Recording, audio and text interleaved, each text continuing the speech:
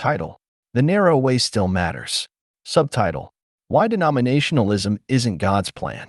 Author: Clarence W Fell. Copyright: June 2025. Published in the United States of America. Introduction: The One Body. Let's begin with Paul writing.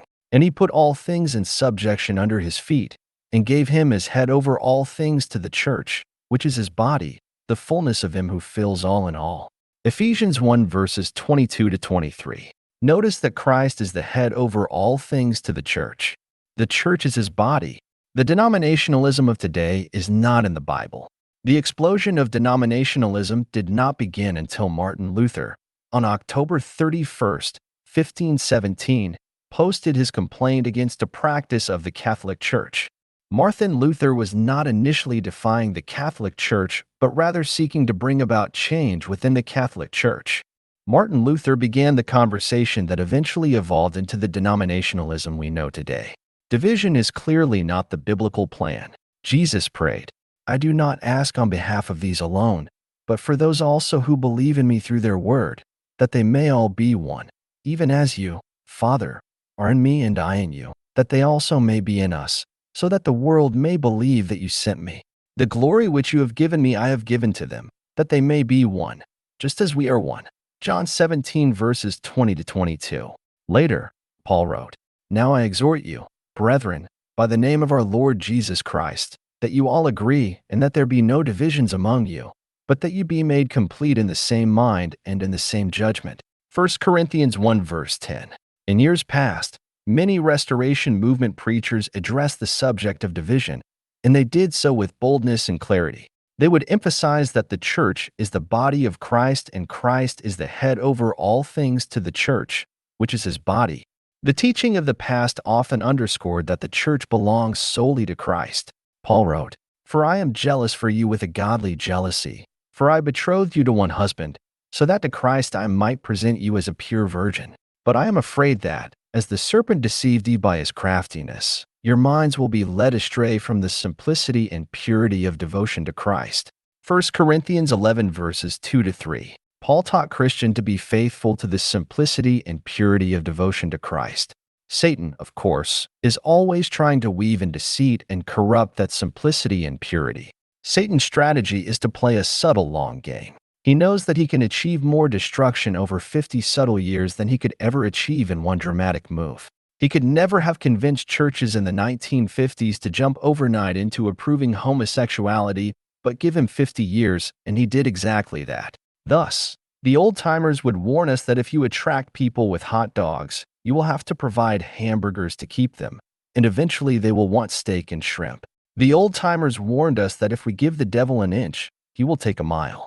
They warned us that if we open the gate a little, then there is no way to stop it from swinging wide open.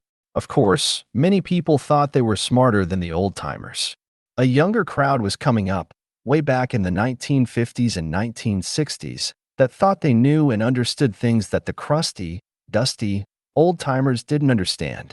The upcoming replacements for the old-timers, in their progressive arrogance, forgot one vital truth: there is nothing new under the sun. They bought into Satan's lie, hook, line, and sinker. They thought their generation was different. They thought that the old rules were outdated, of no value, and thus no longer applied. And as a result, we have things openly in churches, all in the name of Jesus, that the older people of the 1960s thought would never happen. People forgot this simple warning: if you give Satan an inch, he will take a mile. And he has taken much more than that. Satan just had to nudge them a little from the simplicity and purity of devotion to Christ. Then Satan played the long game. And now, look where the overall religious community is today. The direct teachings of Scripture are ignored, and yet people want full credit for following Christ. Satan has played another angle extremely well. He has gotten people to believe that if a person disagrees with another or criticizes another, then that person is mean and automatically wrong. Satan is a diabolical genius. He has convinced masses of modern people that anyone that makes them feel uncomfortable is mean. They don't understand your unique situation, and therefore they are wrong. Thus, the offended are justified in doing whatever necessary to silence anyone they deem to be mean. The so-called offended are praised for destroying the life, career, and financial life of someone they deem to be mean. Satan's team is free to use any tactic it desires to destroy the conservative, but if a conservative dare criticize a liberal idea, then that conservative must be silenced at all costs. And many so-called religious people give their silent consent. Satan has proven over and over his ability to manipulate entire generations, not just in our time, but throughout history. However, he has not been able to change the basic truth. Jesus said, "Enter through the narrow gate, for the gate is wide and the way is broad that leads to destruction, and there are many who enter through it. For the gate is small and the way is narrow that leads to life, and there are few who find it." Matthew 7 verses 13 to 14. Satan can lie and tell people that the way to heaven is broad, wide, and comfortable, but Satan cannot broaden the way to heaven in the least. Jesus also said, "Not everyone who says to me, 'Lord, Lord,' will enter the kingdom of heaven, but he who does the will of my Father who is in heaven will enter." Matthew 7 verse 21. Satan can lie and tell people that they can go to heaven without doing the will of the Father, but Satan can't get a single disobedient soul into heaven. Only those who obey the gospel and remain faithful to Christ are part of his body, in his church. Those who walk their own way or follow human traditions may call themselves religious and be applauded by men, but they are something other than the Lord's church. Just because a person or a religious group can quote Bible verses and claim to speak in Jesus' name does not prove they are right with God. Jesus made that point crystal clear when he said, "Many will say to me on that day, 'Lord, Lord, did we not prophesy in your name, and in your name cast out demons, and in your name perform many miracles?' And then I will declare to them, 'I never knew you. Depart from me, you who practice lawlessness.'" Matthew 7 verses 22 to 23. There is more to Christianity than a few surface-level indicators. Jesus said it to the church at Sardis, saying, "To the angel of the church in Sardis write, he who has the 7 spirits of God and the 7 stars, says this, I know your deeds, that you have a name, that you are alive, but you are dead." Revelation 3 verse 1. He said it again to the church at Laodicea, saying, "I know your deeds, that you are neither cold nor hot. I wish that you were cold or hot. So because you are lukewarm, and neither hot nor cold, I will spit you out of my mouth. Because you say, 'I am rich, and have become wealthy, and have need of nothing,' and you do not know that you are wretched and miserable and poor and blind and naked." Revelation 3 verses 15 to 17. Christ has one body, that is one church, and just because someone or some group claims they are the body of Christ doesn't prove a thing. We have looked at 3 examples from Scripture of people that thought they were right with God but were not on their way to heaven. If Satan is going to put on sheep's clothing and deceive people, then what should we learn? And when you couple this with Jesus' teaching in Matthew 7 verses 21 to 23, then the answer is a simple book, chapter, and verse answer. John wrote, "Beloved, do not believe every spirit, but test the spirits to see whether they are from God, because many false prophets have gone out into the world." The Bible is undeniably clear. Not everyone that professes to teach Christ is of Christ. So, how did we get from these clear Bible statements to the place that a Bible sermon like this one will be considered mean, unnecessary, and inappropriate by some professed believers? How did we get to the place where exposing error is rude and unacceptable behavior? You may not be there personally, but I promise you those people have sat in this auditorium and that you are around such people in your social and work life almost every day. These people will assure you that they are believers and yet reject Bible teaching, such as, "Do not participate in the unfruitful deeds of darkness, but instead even expose them." Ephesians 5 verse 11. Chapter 1. Speak the truth in love. Part of the challenge is that we fight an odd battle. Jesus said, "Behold, I send you out as sheep in the midst of wolves, so be shrewd as serpents and innocent as doves." Matthew 10 verse 16. We fight not to destroy, but to convert. It requires an approach that is quite different than Satan's camp uses. In our approach, we are aiming to be innocent as doves or harmless as doves. However, that does not mean passive and timid. Paul told us, as a result, we are no longer to be children, tossed here and there by waves and carried about by every wind of doctrine, by the trickery of men, by craftiness and deceitful scheming, but speaking the truth in love. We are to grow up in all aspects into Him who is the head, even Christ, Ephesians 4 verses 14 to 15. Notice that we are supposed to speak the truth in love. Speaking the truth in love is how we counter every wind of false doctrine. Speaking the truth in love is how we counter the trickery of men. Speaking the truth in love is how we counter deceitful scheming. However, speaking the truth in love, being wise as a serpent and harmless as a dove, is not the natural inclination of the flesh. I think that some people have chosen a passive type of response, mistakenly thinking that they were being wise and harmless. No, we were not called to be passive. We are called to put on the whole armor of God and speak the truth in love. If I may give a general idea, with the warning that you must take each person on a case-by-case basis. The general idea is that you want to plant small little seeds and water those seeds over time. Chapter 2. The challenge of liberal thinking. Another challenge we face is liberal thinking. Again, this is not new to our time. It is a perpetual challenge. The irony is that you have people claiming to believe the Bible, but they are cherry-picking the parts they want. This is an effective strategy because biblical illiteracy is so low that few people recognize what is going on. For example, Jesus said to him, "I am the way, and the truth, and the life. No one comes to the Father but through me." John 14 verse 6. Yet, there are many people that claim Jesus as their Savior that also say good Muslims, good Hindus, and good Buddhists are also going to heaven. The curious point is that this Bible point is made more than once. Peter said, "And there is salvation in no one else, for there is no other name under heaven that has been given among men by which we must be saved." Acts 4 verse 12. John, the apostle of love, also wrote, "Whoever denies the Son does not have the Father. The one who confesses the Son has the Father also." 1 John 2 verse 23. In his second epistle, John wrote, "Anyone who goes too far and does not abide in the teaching of Christ does not have God. The one who abides in the teaching, he is both the Father and the Son." 2 John 9. Many people have bought a lie and believe they are following the Bible, but because they don't really know what is in the Bible, they don't realize that what they believe is actually contrary to the Bible. That is why verses like 2 Timothy 2 verse 15 are so important. Be diligent to present yourself approved to God as a workman who does not need to be ashamed, accurately handling the word of truth. 2 Timothy 2 verse 15.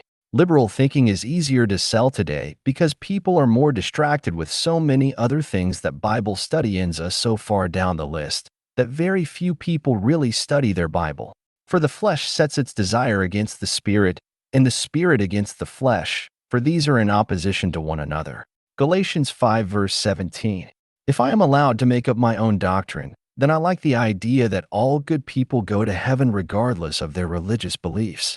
However, I do not get to make up my own doctrine. Paul wrote, "Therefore I urge you, brethren, by the mercies of God, to present your bodies a living and holy sacrifice, acceptable to God, which is your spiritual service of worship. And do not be conformed to this world, but be transformed by the renewing of your mind, so that you may prove what the will of God is, that which is good and acceptable and perfect."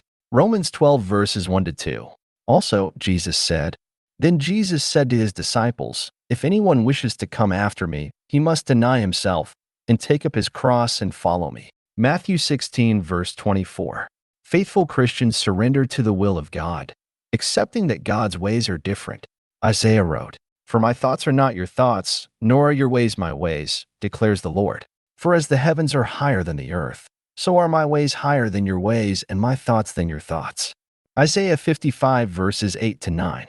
While I understand that liberal thinking has a certain appeal, the fact remains that as Christians we follow Christ. He is our leader. He is our teacher. We are his disciples. It takes courage to take our stand with Jesus. The world will not like us if we do. Many who claim to follow Jesus will not like us if we don't agree with their liberal thinking that all good people go to heaven. We must be comfortable with being rejected by the liberal community. We must understand that one of the reasons the world hated the Jews was because the Jews claimed that they had the one and only true God, and the world did not like them, and the world will not like us. Chapter 3. Exposing error. If we are to remain sound, we must understand what the Bible defines as error.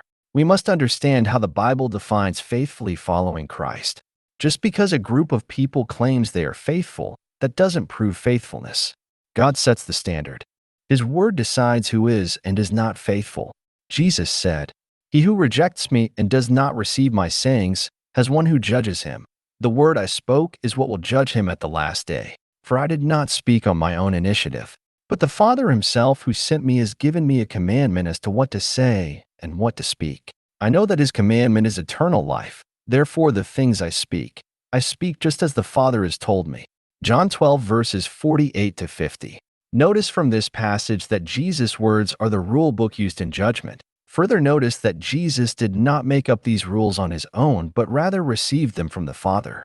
This has nothing to do with whether an individual is thought to be likable or good by other people. Other people do not get to decide who goes into heaven and who does not enter. God is the judge. He gave us his standard in the written word.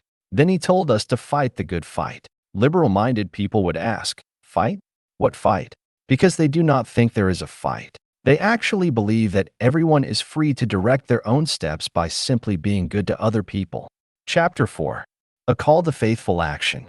Enter through the narrow gate, for the gate is wide and the way is broad that leads to destruction, and there are many who enter through it. For the gate is small and the way is narrow that leads to life, and there are few who find it. Matthew 7 verses 13 to 14. Most people don't want the truth, but they wanted to be treated as though they have embraced the truth. Most people want what they want, and then we are all supposed to pretend that they are sincerely seeking the truth, or otherwise we are mean for not playing along with their imaginary game. We cannot let ourselves become discouraged over the fact that most people do not really want Bible truth. We cannot become discouraged over the fact that most people want their own version of the truth. You and I are not held responsible for what other people do. We simply sow the seed and discipline ourselves, learning to be more and more holy as God is holy. Closing. Satan's greatest tactic. The truth is simple. Christ has one body, one church, and one standard of faithfulness.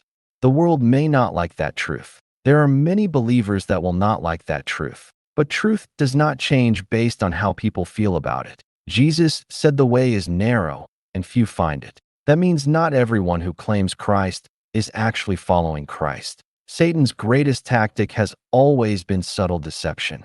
He knows most people won't reject Christ outright, so he offers a softened, rebranded version, a version that doesn't demand too much, doesn't require too much, and doesn't offend too much. He convinces people that sincerity is enough, that unity is more important than truth, and that doctrine is just a distraction. He has led entire generations to believe that if they called Jesus Lord, then nothing else really matters. But Jesus made it clear, not everyone who says, "Lord, Lord," will enter the kingdom of heaven, but only those who do the will of the Father. So what should we do? The answer is simple: hold fast to the truth. The church is the body of Christ. It belongs to him. It does not belong to us, to culture, or to human traditions. Our responsibility is not to redefine it, but to remain faithful to it. That means testing every doctrine, rejecting every compromise, and refusing to be intimidated by a world that hates truth. The goal has never been to win an argument. The goal is to win souls. But you cannot win a soul with anything less than the truth. So speak it boldly, stand on it firmly, and never forget that at the final judgment, only one opinion will matter. You have reached the end of the book. If you enjoyed this message, share it on your social media. I believe that together we can make a difference. Thanks for listening. More free audiobooks are available on my YouTube channel, Excelling in Christ. If you are not a subscriber to my channel, please subscribe, and may God bless.